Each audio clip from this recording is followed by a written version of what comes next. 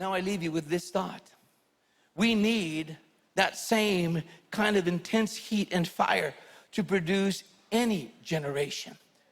When the church tries to reproduce itself without the fire of God, when the church tries to reproduce itself, whether it be in marriage, without the fire of God, in family, without the fire of God, in personhood, without the fire of God, in the dreams and desires, without the fire of God, my friends, do not make your vocation your God. Your vocation is not your God. It's very close to becoming an idol because you've never given it over for God to put his fire on it.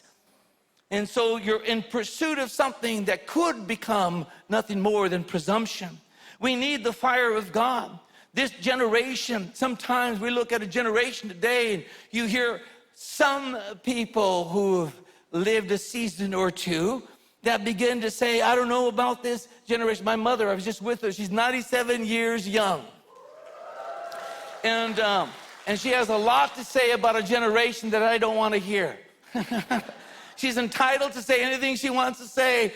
I just get out of her earshot. Anyways, and she talks about how hard this generation, how immoral this generation. It's always been that way.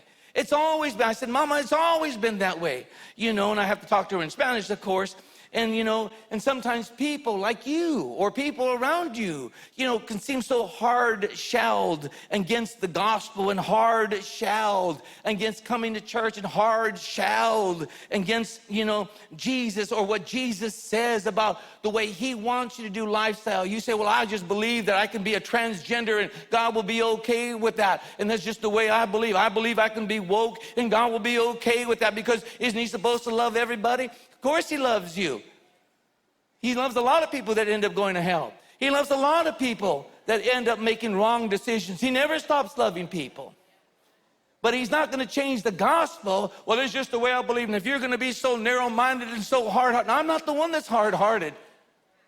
And I'm not the, you know, you just hate people, don't you? You just hate. You talk about a message of love, a gospel of love, and you end up saying things like that. You hate people. No, I don't hate anybody.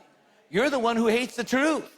But you don't want to admit it. You want me to tolerate your position, but you won't position yourself with what God, your creator. Well, he didn't create me if that's what he believes. Sister, brother, you know, whatever you think you are, pronoun person, you know, whatever you think you are. It's not hate speech at all. It has nothing to do with hate speech. And if you can't tolerate a simple little message, you have no tolerance. And you preach tolerance and you get mad at everybody that doesn't tolerate your position, but you won't tolerate the unconditional love of Jesus Christ.